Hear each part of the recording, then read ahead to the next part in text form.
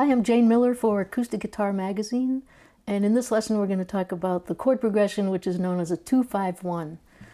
2-5s are really common chord progressions in popular music and jazz and folk music, all kinds of music.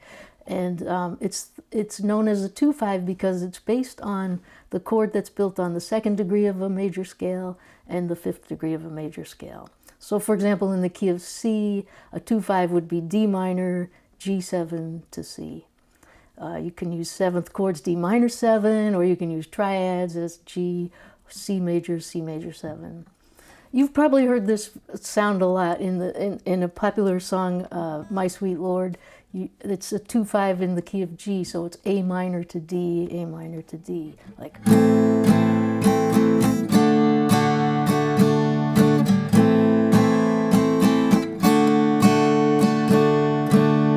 That's example 1. We can do it with D7 instead of a D triad, so it'll be.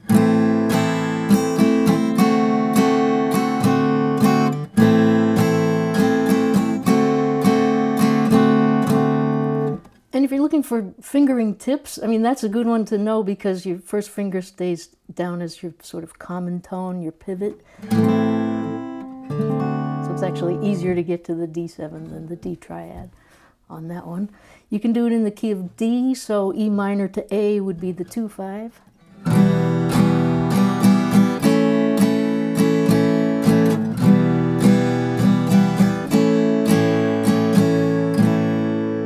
And if we turn those into 7th chords, E minor 7 to A7.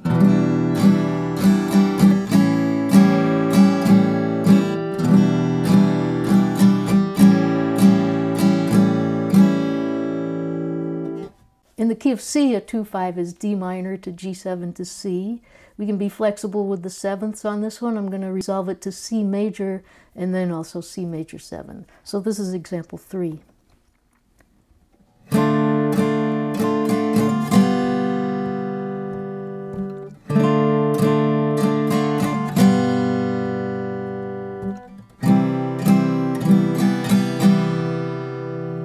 So some of each, major triad, major 7. For example 4, we're going to look at 2-5 options that you might sometimes think of as bar chords, but we can look at alternate fingerings that are actually easier to do but provide some nice tension and colorful chord tones or extensions from the chords. So for example, in the key of E, the 2-5 is F sharp minor to B7 to E, being the 1 chord.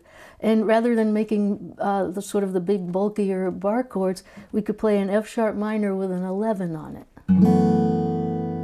And then go to B7 as an easier change. So example 4 shows that.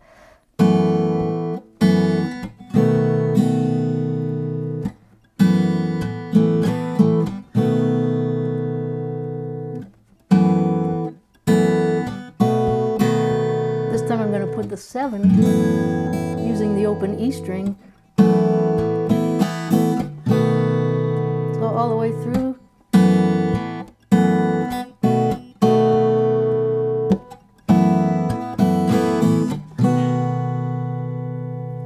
Example 5 is a similar thing where we might expect to use bar chords for B minor 7 to E7 to A, 2-5 in the key of A, but I'm going to play B minor 7 as shown in example 5, and it's kind of a James Taylor-ish sound on this one.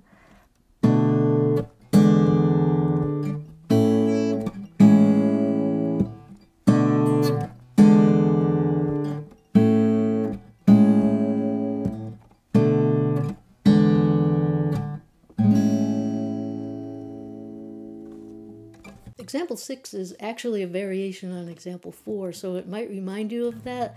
If I play a G minor 7 with an 11 on it, it's similar to the F sharp minor 11 that we used down here,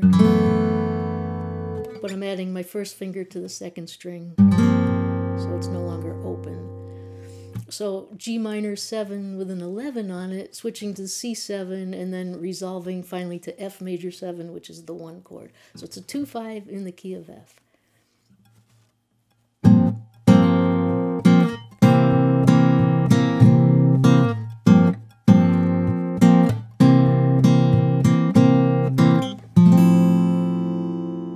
resolve to F major 7 at the end, leaving the E string open.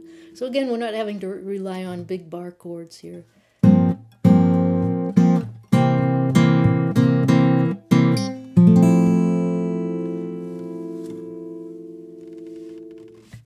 Starting with example 7, I'm going to show you some movable 2/5s. Efficient fingerings and changes and that sort of economy of movement is what we're going for here. So again, with the 11 on the minor chord, G minor with an 11 on it, 2/5 in F. But instead of resolving to F this time, we're going to use A minor to D and just start moving some of these things around. So starting with example 7.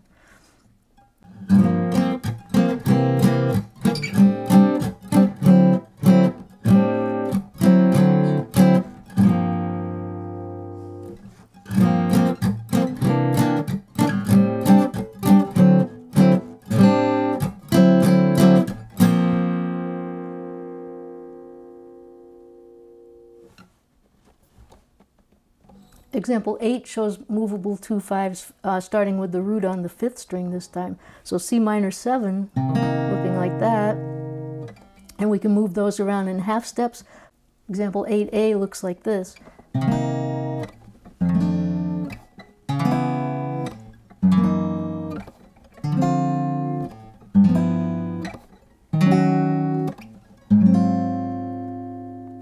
So when the root is on the 5th string for the minor chord, the C minor, when you go to the 5 chord, the root will be 2 frets below that with the root on the 6th string, and I'm adding the tension of the 13.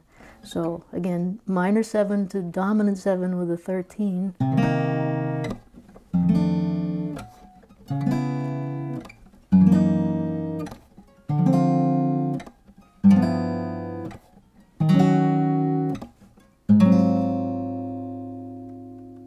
A variation on that, example 8B, is moving in whole steps instead of half steps.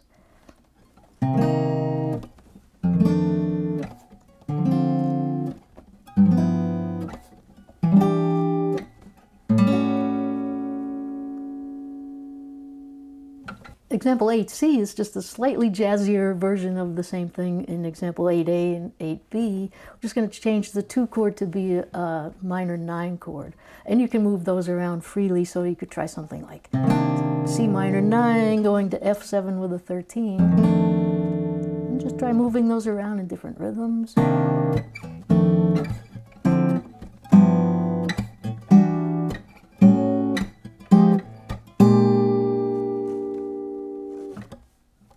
In example 9, we're going to use a minor 6 chord instead of a minor 7 chord for the 2 chord. So A minor 6 going to D9. And it's sort of a typical sound of the Gypsy jazz style. So if you play like a quarter note swing feel, you'll hear where that's coming from.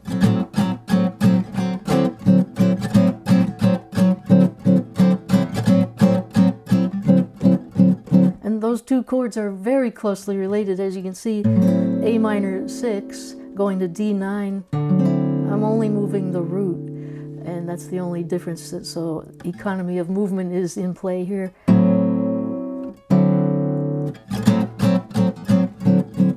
Pick style.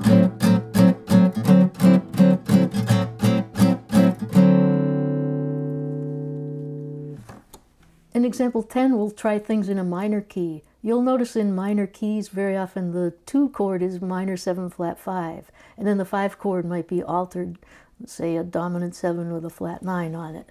So in the key of C minor, we'll use D minor 7 flat 5, going to a G7 flat 9, and then to a C minor 7. And notice the change here, D minor 7 flat 5, G7 flat 9, looks just like a D diminished 7 chord. And you can put G in the bass or have a bass player playing with you. I mean, we'll hear it in context as the right chord. Especially when you hear it resolve to the minor chord. So sometimes that's called a minor 2/5. We can use the root on the 6th string, A minor 7 flat 5, to D7 flat 9, to G minor 7. So it's a minor 2/5 in G minor.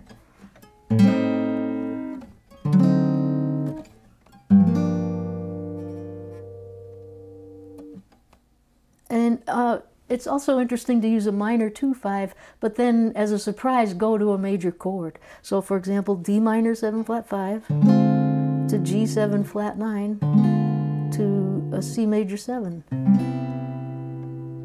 So for a nice effect, sometimes that's called modal interchange.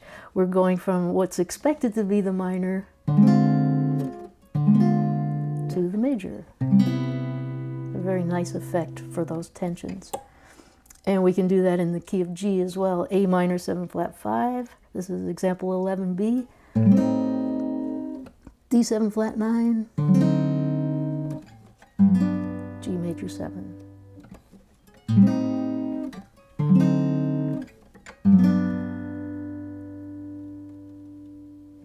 So finally, if you want to take this to the next level and experiment with some of your own versions of these chords, you can mix and match a lot of the ideas we've been talking about throughout the lesson. Here's a quick little chord etude to try to mix in some of these 2/5s.